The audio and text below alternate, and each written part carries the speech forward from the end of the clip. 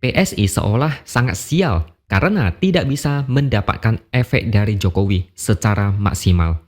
Wajar kalau mereka sedih sampai-sampai tidak tahu harus ngomong apa. Harapan mereka sangat besar ketika Jokowi menjadi motor penggerak semangat kader PSI untuk lolos ke Senayan. Ternyata motornya mogok juga. Habis bensin di tengah-tengah perjuangan dan akhirnya tidak sampai ke garis finish.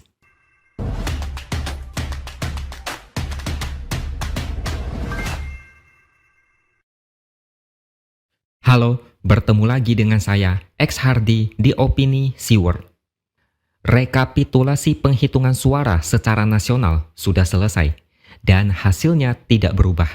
Pemenang Pilpres 2024 adalah Prabowo Gibran dengan jumlah suara yang tidak berubah dari hasil quick count. Sekali lagi, inilah kenyataan yang harus diterima. Ada demo, tapi tidak terlalu masalah. Senang tidak senang, kita harus menerima fakta ini. Terkait gugatan hasil Pilpres ke Mahkamah Konstitusi atau hak angket, kita lihat aja nanti gimana kelanjutannya. Tapi ada satu hal yang mau saya ceritakan kali ini, dan ini terkait dengan partai PSI.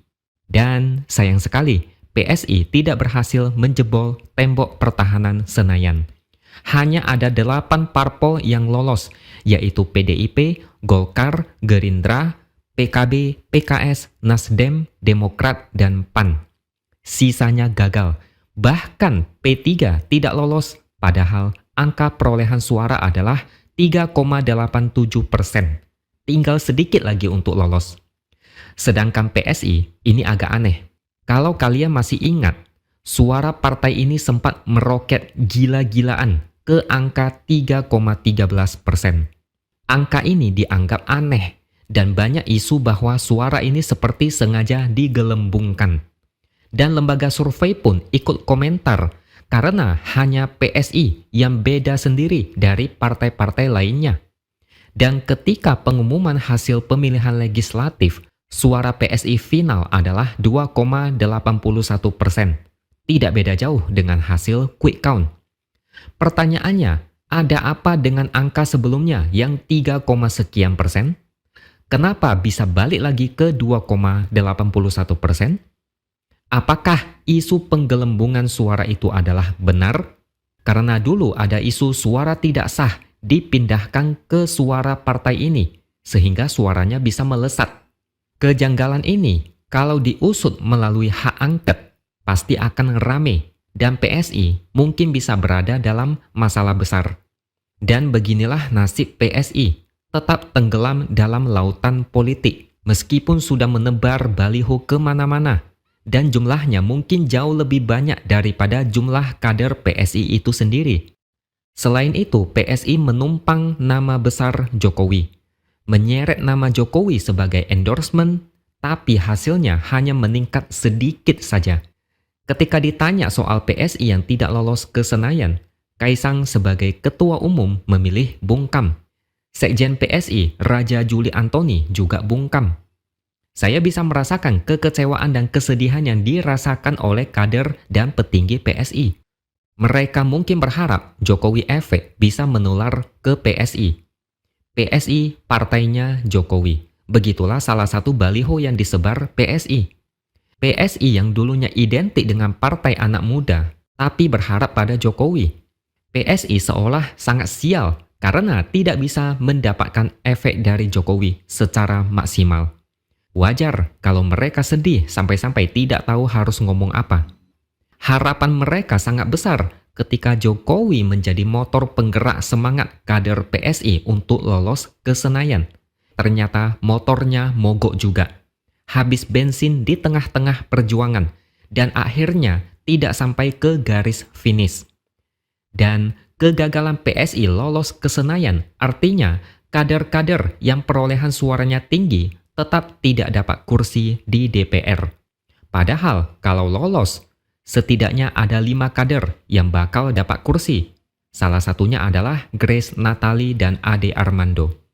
Selain itu, kita tahu sebuah partai politik pasti butuh dana operasional. Dana itu kadang datang dari sponsor atau donatur. Kalau partai politik terus gagal, lama-lama para donatur pasti jadi malas. Untuk apa membuang uang untuk partai yang gagal dan tidak jelas masa depannya? Di saat Gibran mungkin bahagia karena berhasil menjadi wakil presiden, Kaisang dilanda kegagalan hebat. Ada apa sebenarnya? Apakah Jokowi efek tidak ampuh lagi? Sebenarnya, ini bisa menjadi sebuah studi kasus. Bisa disimpulkan, Jokowi efek itu sesuatu yang tidak jelas. Meskipun banyak orang masih percaya Jokowi bisa memberikan mereka keuntungan politik. PSI ini salah satunya. PSI memanfaatkan nama Jokowi, tapi tetap saja gagal. Di pemilihan legislatif tahun 2019, PSI mendapatkan suara 1,89%. Dan sekarang suaranya naik, tapi naiknya cuma sedikit. Jokowi efek gagal, ibarat mau launching produk. Produknya di-endorse oleh artis paling terkenal, tapi produknya tidak laku. Kalau saya lihat, PSI melakukan setidaknya 2 kesalahan besar. Yang pertama adalah menggadaikan idealisme partai. Ini terjadi ketika PSI mengangkat Kaisang sebagai ketua umum dalam waktu instan. Dan yang kedua, mereka terlalu fokus pada sosok Kaisang dan Jokowi yang bukan peserta pemilu. Ada lagi alasan lain, yaitu karena PSI tidak lagi konsisten. Dulu PSI terkenal galak, termasuk kepada Prabowo. Tapi sekarang malah mendukung Prabowo dengan alasan masih tegak lurus dengan Jokowi. Banyak yang kecewa dengan manuver PSI. Di pemilihan legislatif 2019, banyak orang yang menaruh harapan pada partai yang idealis ini. Dan sebagai partai yang masih seumur jagung, perolehan suara 1,89% sebagai partai baru, ini sudah cukup bagus. Itu PSI tahun 2019 dulu. Sekarang mereka melenceng dari jalur utama, menggadaikan idealisme, berharap bisa lolos ke Senayan. Tapi itu menjadi bumerang. Yang kecewa memilih hengkang. Sedangkan PSI harus mati-matian mencari limpahan suara baru dari basis massa yang berbeda. Alhasil, gagallah PSI lolos ke Senayan.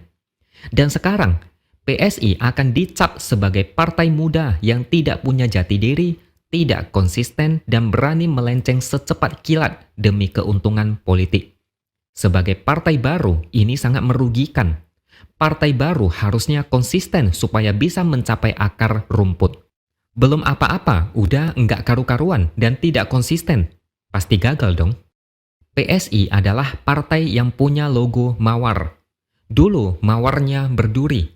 Banyak yang salut dan respek. Sekarang duri mawar itu udah hilang. PSI kayak kehilangan taring, mau melakukan apapun demi lolos ke Senayan, termasuk melupakan idealismenya. Lalu gimana dengan kemenangan Gibran? Bukankah ada faktor Jokowi efek juga?